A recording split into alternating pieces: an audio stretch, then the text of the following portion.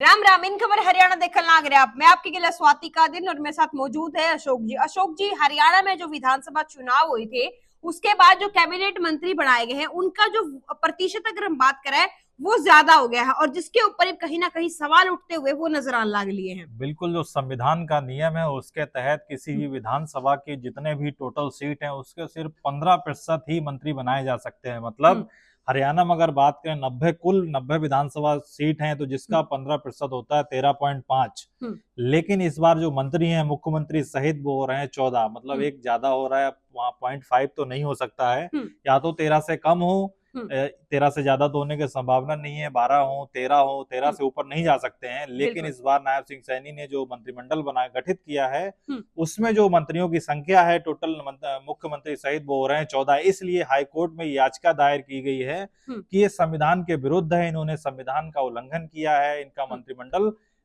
गठन जो है वो संविधान के तहत नहीं किया। उसी को लेकर हाईकोर्ट में सुनवाई भी हुई है और जो पूरा क्या माजरा है, कितने मंत्री हैं, क्या है, वो भी हम आपको बताएंगे बिल्कुल पुराना। बताएंगे हम। संविधान जो 91 है उसके संविधान के जो है उल्लंघन करने की जो बात है वह करी जान लग रही है।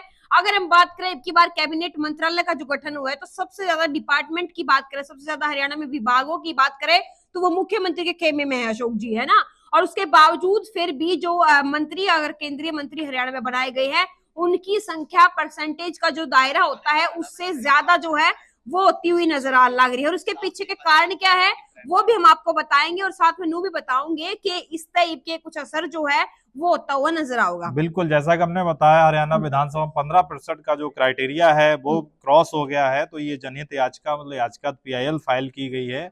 इसके तहत यहाँ 13.5 होने चाहिए लेकिन 14 है। तो ये संविधान का जो 91 संशोधन है उसमें सीधा सीधा साफ लिखा है कि जो किसी भी राज्य का मंत्रिमंडल, राज्य की जितनी भी सीटें हैं उसका कुल सिर्फ 15% ही ले सकते हैं। मतलब 10% होता है 9, इसका आधा 4.5, 13.5 ये टोटल खबर है। इससे ज्यादा मंत्री हो गए हैं तो ये याचिका पहुंच गई है हाई कोर्ट। अब वहां सुनवाई चल रही है। पुराना रिकॉर्ड भी हम बताएंगे, कितने क्या मंत्री रहे थे पिछले बीते सरकारों में, 2019, 2014, 2009 तक का भी हम देखेंगे कितने कितने रहे थे। बिल्कुल 2019 की बात करें तो मनोहर सरकार जब हरियाणा में बनी थी तो उस टाइम पे कुल 12 जो मंत्री हैं वह बनाए गए थे हरियाणा में तय।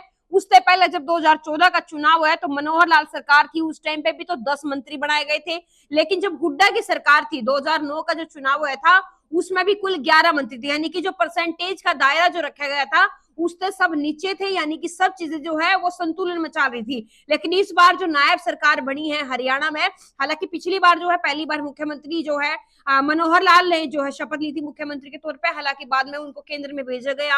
हरियाणा में दूसरा मुख्यमंत्री जो है नायब सिंह सैनी को बनाया गया भाजपा की तरफ से और उसके बाद फिर जो तीसरा इलेक्शन हुआ है भाजपा की तरफ से हरियाणा में, तो तीसरी बार भाजपा की जब वापसी हुई है सत्ता में तो उस दौरान जो है नायब सरकार ने अपना जो कैबिनेट मंत्रालय है इस हिसाब से अपना तैयार कराया और जिसमें परसेंटेज जो है वो ज्यादा हो गया है। बिल्कुल, तो जो हाईकोर्ट में सुनवाई हुई तो उस हरियाणा जो हाईकोर्ट है पंजाब और चंडीगढ़, उसने हरियाणा सरकार और केंद्र सरकार को नोटिस भी जारी कर दिया गया। याचिका में अपील की गई थी संविधान के मुताबिक संख्या सिर्फ 15% होनी चाहिए मंत्री की, जो कि बढ़ गई है। मतलब कुछ ही बढ़ी है, 0.5 तो कोई आदमी हो नहीं सकता, तो 13 से कम या 13 ही मंत्री बन सकते हैं। जैसा कि स्वाति ने बताया 2019 जब मनोहर लाल सरकार थी तब कुल 12 मंत्री, 2014 में कुल 10 मंत्री, 2009 में हुड्डा सरकार थी तब 11 मंत्री।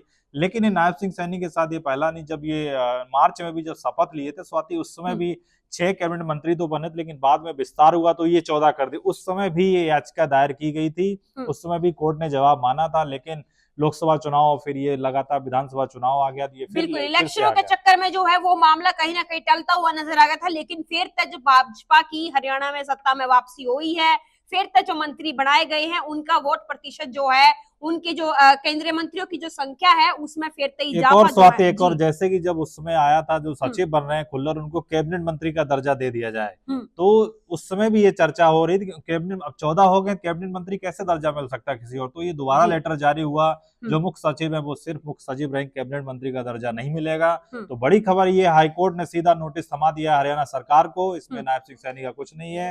हरियाणा सरकार और केंद्र सरकार को नोटिस दिया गया कि आप इसका जवाब दीजिए। संविधान के जो रूल है उसके अकॉर्डिंग स्वाति नहीं बैठ रहा है 14 बिल्कुल। और ये सवाल जो है हरियाणा की तमाम जनता का भी होगा, जो दर्शक हमारे देख रहे हैं, कि क्या अशोक जी किसी केंद्रीय मंत्री को उससे उनका पद लिया जा सकता है इसी परसेंटेज को ठीक करने के लिए? बिल्कुल, इसमें नायाब सरकार के जो 14 मंत्री हैं उनमें से क्या किसी की कुर्सी जाएगी, क्योंकि ये स्पीकर से पूछा जाएगा सवाल की शपथ तो उन्हीं ने दिलाई है। बिल्कुल। तो स्पीकर से पूछा जाएगा, केंद्र सरकार से पूछा जाएगा, क्योंकि सब गवर्नर भी इन्वॉल्व होते हैं इसमें। तो सीधा सीधा नियम है कि 15% से अधिक नहीं होना चाहिए। यही 2024 में जब पहली बार नायब सिंह सैनी मुख्यमंत्री बने थे, उस समय भी ये कुछ दिनों बाद जब मंत्रिमंडल का विस्तार हुआ फिर भी 14 कर दिए गए। तो ये केस दोबारा से फिर से मुख्यमंत्री बनने फिर आया है।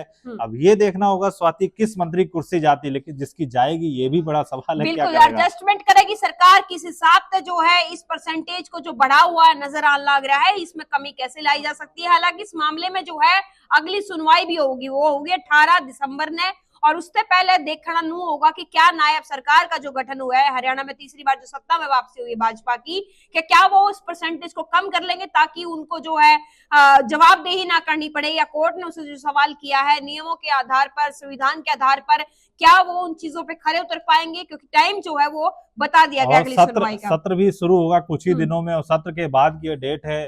और सबसे बड़ी बात है कि चुनाव इस बार, पिछली बार जब सैनी बने थे मुख्यमंत्री तब समय बहुत कम था, 6 महीने का कर सकते हैं, लेकिन अब पूरे 5 साल का समय है। तो ये जो केस है ये लगातार चल भी सकता है, और जो संविधान का एक नियम है उसके तहत कोर्ट मजबूरी है कुछ कोर्ट को देना कि भाई इससे संख्या कम हो, सरकार की भी मजबूरी रहेगी।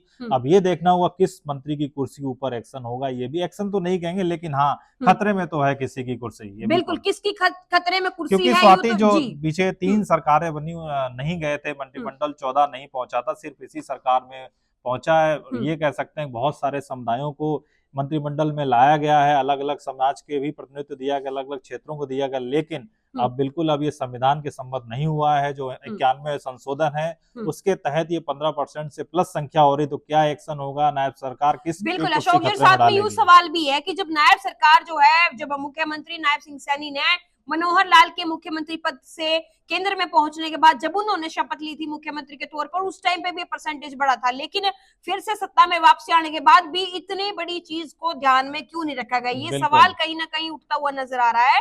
और साथ में नू भी नजर आने लग रहा है कि संविधान के नियमों की कहीं ना कहीं उल्लंघन की बात हो रही है, और वो उल्लंघन जो है कब तक ठीक किया जाएगा, उस गलती को कहीं ना कहीं सुधारने की कोशिश जो है वह कब तक करी जाएगी। बिल्कुल, हम एडवोकेट की जो बाइट है वो भी आपको सुनवा रहे हैं कि क्या उन्होंने बोला इस केस के ऊपर, वो भी दिखाएंगे। लेकिन सबसे बड़ी बात है कि जो नियम है उसके तहत 13.5 मंत्री यानी 13 या 13 से कम ही हो सकते हैं, ऊपर नहीं, क्योंकि संविधान का ये नियम है। अब स्वाति ये देखना होगा कि सरकार इस पर क्या एक्शन लेती है, किस मंत्री की कुर्सी खतरे में आती है। ये भी हो सकता है आगे चल के हाईकोर्ट को आदेश देते, अभी तो सिर्फ इतना कहा गया है आप जवाब दीजिए।